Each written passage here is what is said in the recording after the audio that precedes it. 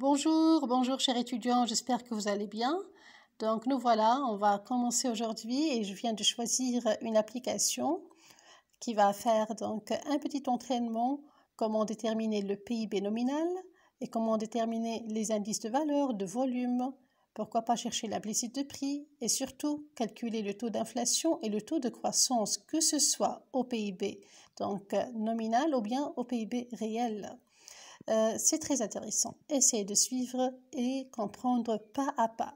On va simplifier le maximum la façon de résoudre ce genre d'exercice.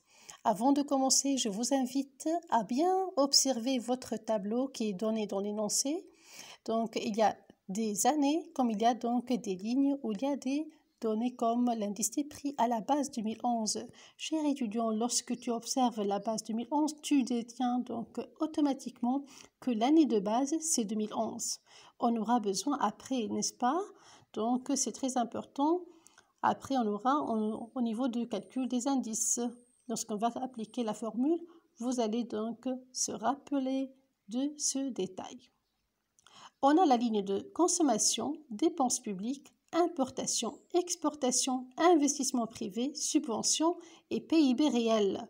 Et bien oui, dans cet exercice, on vous donne ces données, le PIB réel, c'est calculé. Alors que vous allez déterminer le PIB nominal. La ligne, elle est vide. Un petit rappel, celui qui est intéressé, il peut voir donc la capsule précédente où on a expliqué bien donc la différence entre le réel et le nominal. Mais pourquoi pas donc un petit rappel, le réel, il se calcule en se basant sur un prix rigide constant, alors que le PIB nominal, il se calcule en se basant sur un prix qui varie d'une année à une autre. Sachant que le PIB nominal, il a plusieurs optiques pour le calculer. Alors, calculons le PIB au prix courant. Voilà la première question. Comment déterminons le PIB nominal? Il suffit d'observer qu'est-ce que vous avez comme données.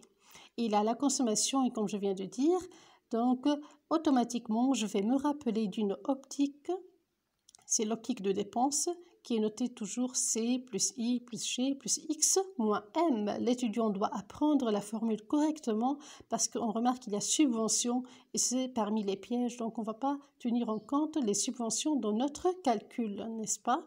Donc faites attention si on vous ajoute des données inutiles et c'est exprès. Allez, on va suivre ensemble comment on calcule. Quant à moi, je vais vous proposer la formule, comment on applique pour une ou bien 2 années, et vous n'avez qu'à donc comprendre la suite qui se répète pour toutes les années, pour que la vidéo ne soit pas donc ennuyante. Voilà. Et voilà donc voilà une petite explication et un petit rappel pour déterminer le PIB nominal, qu'on peut aussi l'appeler le PIB courant. Alors, on n'a qu'à écrire la formule que je viens de dire et indiquer que c'est l'optique de dépense, car il y a 2 autres optiques. Donc, on n'a qu'à remplacer, par exemple, pour l'année 2010, je remplace seulement les valeurs, voilà, de chaque. Ça, c'est la consommation. Grand I, c'est l'investissement privé. Grand G, ce sont les dépenses publiques. X, les exportations et M, les importations. Et voilà, il suffit de remplacer et de calculer la valeur du PIB nominal. On fait la même chose pour toutes les années et c'est simple. Donc, si on passe à la deuxième question, là où on vous demande déterminer l'implicite du prix, donc le déflateur implicite du PIB, c'est ce qu'on peut aussi nommer, on le note IP. Il suffit d'apprendre, chers étudiants, la formule, c'est le PIB nominal sur le PIB réel. Et remarquez ici, j'insiste sur le petit t pour dire que c'est l'année courante. Ne pas oublier par multiplier par 100. Donc, qu'est-ce qu'on aura? On aura le PIB nominal de cette année sur le PIB réel de la même année. Voilà, c'est ça, T et T, c'est-à-dire la même année. Exemple, si on veut déterminer celui de l'année 2010, on n'a qu'à copier ce qu'on vient de trouver, c'est le PIB nominal de 2010. Le voilà, 44 365 sur le PIB réel qui est donné dans l'exercice. Le voilà, chers étudiants, c'est donné ici pour 2010. Je n'ai qu'à copier tous les PIB réels qui sont déjà calculés. Voilà. Donc, je copie avec vous, le voilà ici. Et je n'oublie pas de multiplier par 100 car c'est un pourcentage que je cherche. j'aurai ce chiffre et ce résultat. Je prends toujours 2 chiffres après la virgule. C'est largement suffisant, sauf s'il y a arrondissement. D'accord? Voilà. Donc, PIB nominal sur PIB réel de la même année. Je passe à déterminer l'indice de valeur. L'indice de valeur avec la formule très connue, donc c'est le PIB nominal sur le nominal. Il reste que celui-là, c'est pour l'année courante et le dénominateur, c'est le PIB nominal de l'année de base et on indique par T0 l'année de base.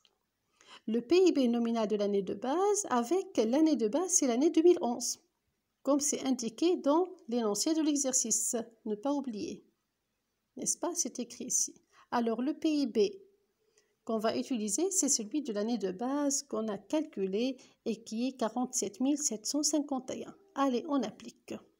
Donc, on remplace les valeurs de chaque année, plutôt de la même année de chaque PIB. Celui-là, c'est le PIB nominal de l'année 2010 sur celui de l'année 2011 et je multiplie par 100.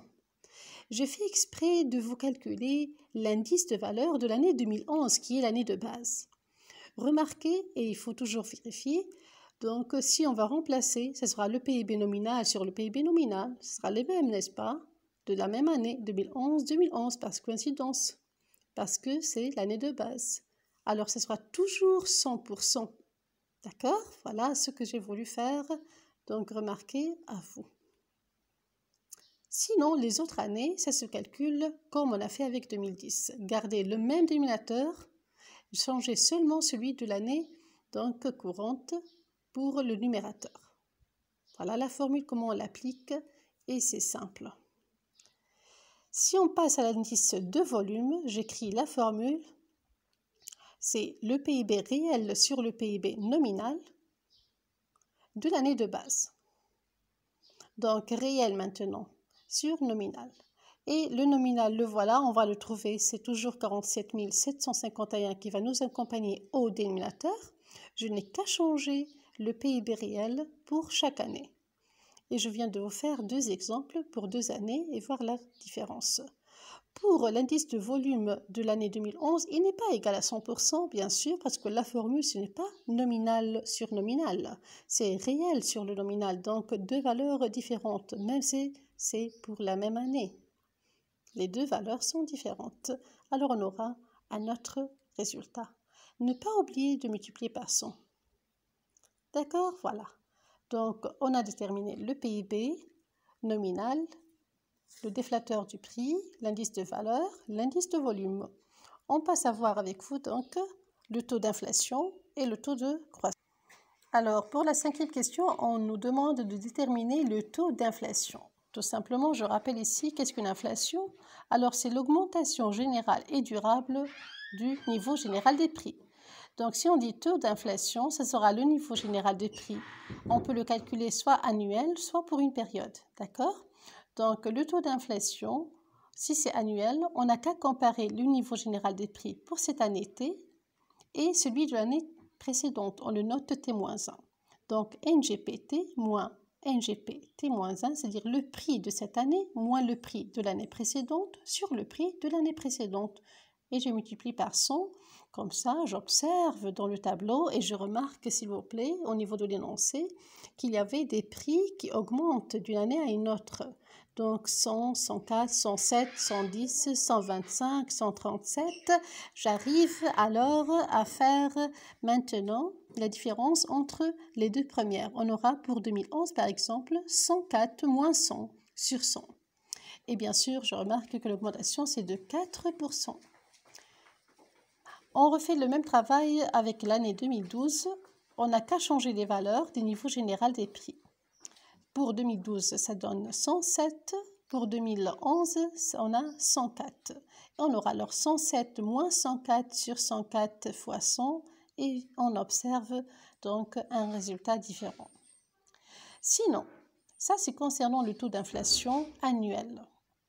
Si on me demande de déterminer le taux de croissance, parfois, on vous dit déterminer le taux de croissance annuel, alors la formule, elle peut être soit au prix courant, soit au prix constant. Pour cette question et pour cet exercice, on va faire les 2. et on va voir quelle est la différence entre les deux. Si on cherche le taux de croissance qu'on note toujours par G, parce que c'est en anglais growth, alors GN au niveau nominal ou bien au niveau courant, on va se baser sur le PIB.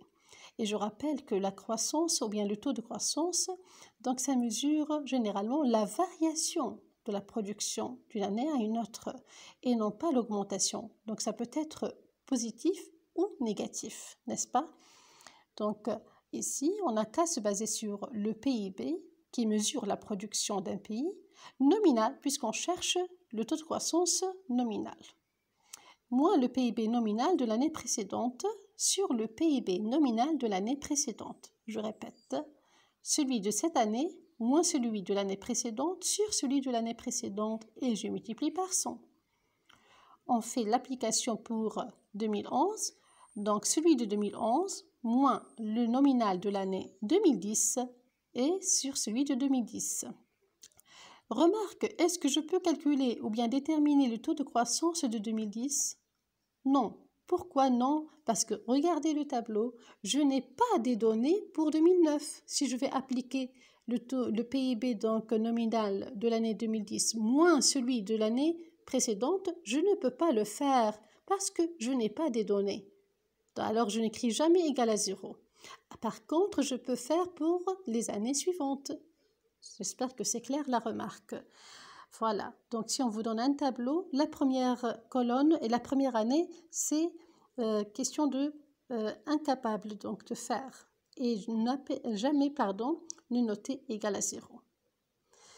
Concernant donc le taux de croissance au niveau du PIB constant ou bien réel, il suffit, au lieu de déterminer G, donc en se basant sur le PIB nominal, il suffit de le déterminer en se basant sur le PIB réel et appliquer le même principe, donc celui de cette année moins celui de l'année précédente sur celui de l'année précédente. Et bien sûr, c'est le réel toujours. Et voilà un exemple de 2011. Comme c'est indiqué, les PIB réels donc qu'on a au niveau du tableau. Qu'est-ce que je dois faire après le calcul de toutes les années? Moi, pour gagner le temps, j'ai fait un exemple. Mais vous n'avez qu'à refaire le même travail avec toutes les années. Et vous avez bien sûr l'énoncé quand vous pouvez faire capture d'écran pour avoir donc l'énoncé de l'exercice. D'accord? Et s'entraîner un peu. Et me donner donc des questions, des interrogations s'il y en a. N'hésitez pas. Sinon, voilà. Qu'est-ce qu'on retient enfin? On retient que si le taux de croissance, quel que soit nominal ou bien réel, si c'est positif, alors on dit qu'il y a une expansion économique d'une année à une autre. C'est-à-dire il y a une augmentation économique. Alors la production elle a augmenté. Mais si c'est négatif, comme c'est le cas de cette année 2011, lorsque c'est réel, alors c'est une dépression économique. Et voilà l'intérêt, pourquoi on calcule les taux de croissance. Ça c'est annuel, comme ça peut être pendant une période bien déterminée, mais la formule change. Ça sera avec la racine énième. On fera la prochaine peut-être application avec ça. Voilà. Donc j'espère que c'est clair. J'espère que vous avez remarqué donc qu'il y a des différences entre le nominal et le réel. Et j'espère que vous avez bien apprécié. Et merci encore une fois. Donc bon travail et n'hésitez jamais donc à m'encourager et à me motiver. Merci, je vous aime beaucoup. Bon travail.